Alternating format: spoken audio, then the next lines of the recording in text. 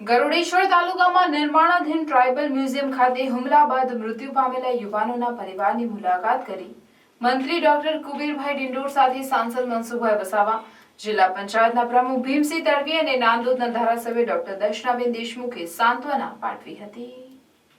નર્મદા જિલ્લાના એકતાનગર ખાતે નિર્માણાધીન tribal museum ખાતે ગત તારીખ 6 ઓગસ્ટની રાત્રે ગરુડેશ્વરના ગભાણા ગામના બે યુવાનો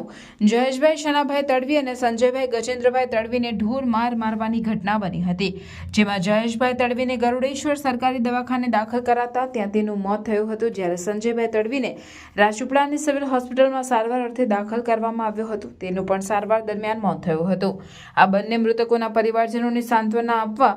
ગુજરાત સરકારના આદિજાતિ વિકાસ, પ્રાથમિક, માધ્યમિક અને પ્રૌઢ શિક્ષણના મંત્રી ડોક્ટર કુબીરભાઈ ડિંડોર અને ભરૂચના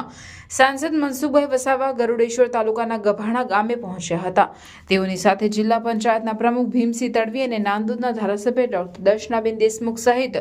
અન્ય આગેવાનોએ પણ મૃતકના પરિવારની મુલાકાત કરી સાંત્વના પાઠવી હતી।